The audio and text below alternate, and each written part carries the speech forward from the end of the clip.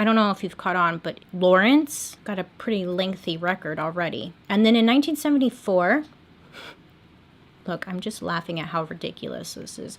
In 1974, Lawrence was arrested for assault with attempt to commit murder. You see, what happened? He stabbed a young supermarket employee who had accused him of stealing.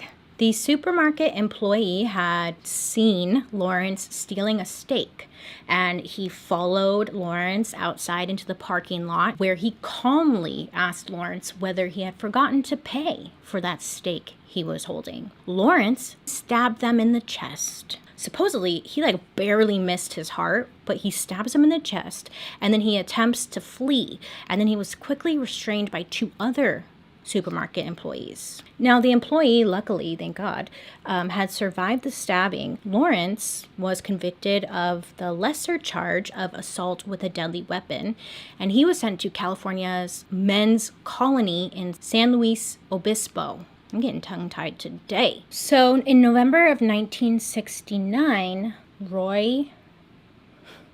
Damn it. Why can't I be a normal person? Mr. Norris was arrested for his first known sexual offense. He was charged with both rape and assault with attempt to commit rape. February of 1970, Norris attempted to deceive a lone woman into allowing him to enter her home.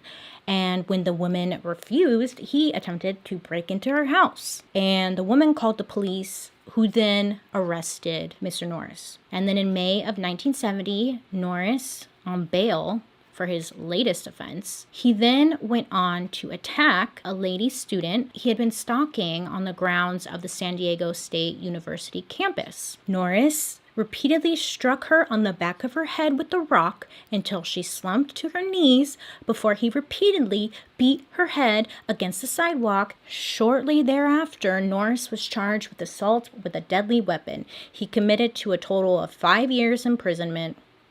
He was classified as a mentally disordered sex offender. And then I'm laughing because of how ridiculous this is, okay? Because in 1975, he was released with 5 years probation, and he was declared by doctors as an individual who was of, quote, no further danger to others, end quote. And here's the kicker. The kicker.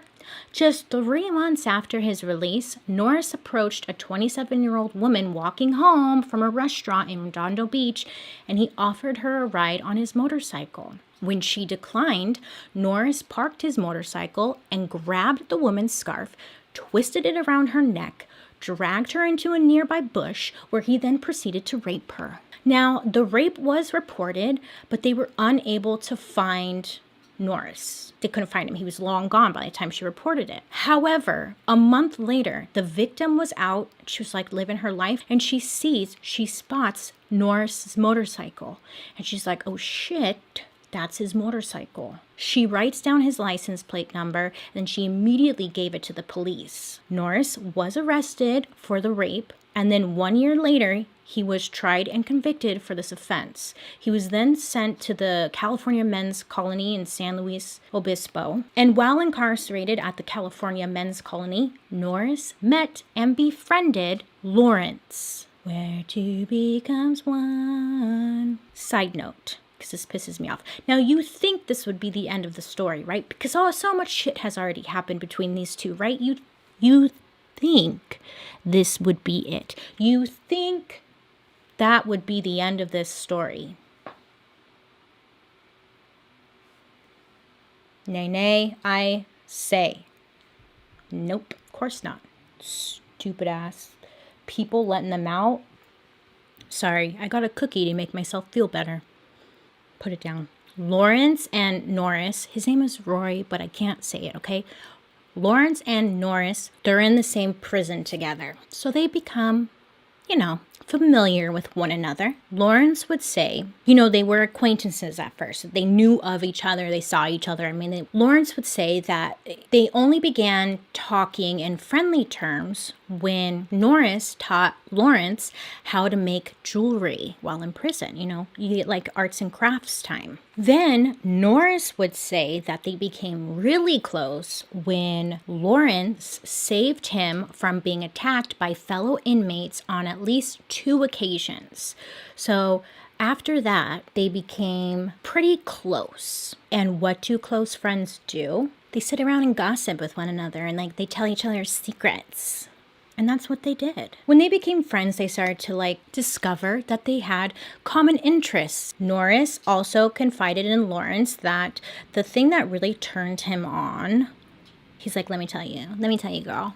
The thing that really turns me on, he loved seeing the face of frightened young women. And then he added, this was the primary reason why he had such a lengthy sexual assault record. Which is weird because at this point when he was arrested, he didn't have a lengthy sexual assault record. So there's reason to believe that he's hiding a lot of shit he did. That was just a side note, but okay. So then Lawrence follows that and tells Norris that if he ever raped a woman, he would kill her. So, he would not leave a witness to the crime. And Norris was like, oh my God, wow, that's so cool. Wow, you're so cool. Now, when the two were alone, it's said that the pair often discussed plans to assault and murder teenage girls once they were freed. You see, they shared this fantasy, which then evolved into an elaborate plan to murder one girl of each teenage year. So from 13 all the way to 19, they wanted to find a girl of every age between then and murder them. Set better goals. The pair vowed to become reacquainted once they were released. Lawrence was released in October of 1978. He returned to Los Angeles where he found work as a mechanist. Sorry, I'm having a hard time talking. Now, he would earn about $1,000 a week, which is a great amount of money, especially at this time. But he became friendly with a ton of people in his neighborhood and his place of work. And he earned a reputation as a generous and helpful individual who occasionally donated money to local charities. Reading about him, he seemed to do a lot of public service and donating on his spare time. So it's strange, but okay, I don't know. I just thought that was kind of weird. Anyways, and then 3 months after Lawrence was released, in January of 1979, Norris was released from prison and he moved into his mother's home in Redondo Beach. He soon found employment as an electrician in Compton. Shortly after his release, Norris received a letter from Lawrence asking if he wanted to meet. And then in late February, the pair met at a hotel and they rekindled their plan to kidnap and rape girls. They shouldn't have even been released in the first place, but that's just a personal opinion, I guess. So in order for the pair to successfully kidnap girls, Lawrence decided they would need a van as opposed to a normal car. So the two put their money together and they purchased a silver 1977 purchased a silver 1977 GMC cargo van. The vehicle was windowless on the sides and had a large passenger side sliding door.